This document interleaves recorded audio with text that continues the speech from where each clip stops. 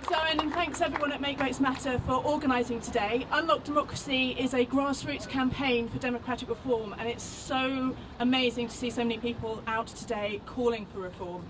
The playwright Tom Stoppard said that it's not voting that's democracy, it's the counting. And our system of counting is woeful. We all know how... Thank you. It's the tyranny of the tall. We all know how our broken electoral system damages our national politics. We know about the false majorities, about the safe seats where representation doesn't change for generations, about the challenge for so many people who have to decide, do they vote for what they want or to vote out who they don't want? We need a system where seats match votes. I'm passionate about getting electoral reform for Westminster. Reform for this building over here is well overdue on a number of fronts. But as with so many things in politics, I think that we should start local. Calling for PR at a local level isn't an alternative to Westminster. It's a stepping stone to get it for Westminster and for fatally undermining the arguments in favour of first past the post. Last May, the general election result was the most disproportionate in history. Because of our voting system, that has been replicated in town halls across England this Thursday. In Castle Point, the Tories got just 37% of the vote, yet won a full 62% of the seats. And UKIP didn't get any seats for their 31% of the vote.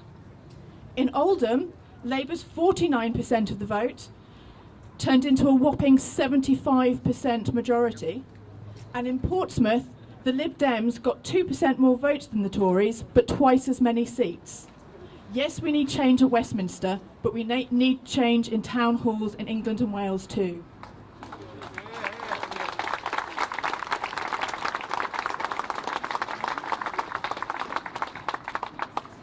Across England on Thursday, parties have been handed the keys to town halls without a majority of the vote. In some areas, the elections look more like North Korea than North Kent, with no opposition at all on the council and only one candidate on the ballot paper.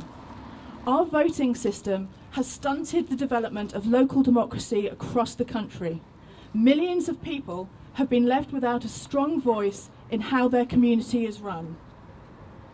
But there are other ways of doing this.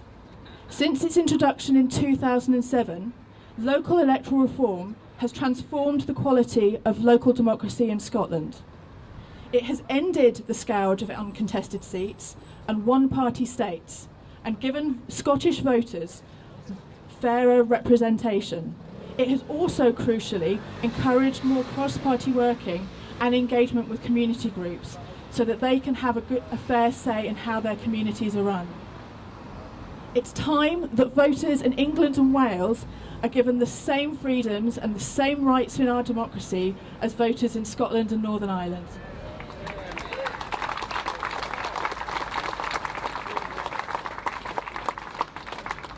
The government says it wants to hand power to local communities. Well, in that case, it should start with handing them power over their electoral systems.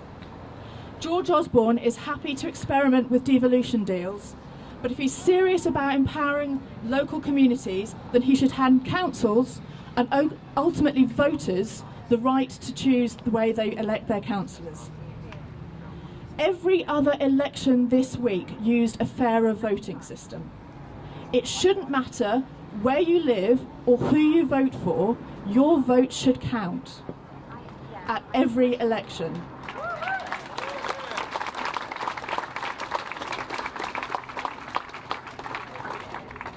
So let's tell David Cameron to make votes count in every election. I want everybody to get out their phone, go to unlockdemocracy.org.uk and sign our petition to make votes count. Thank you.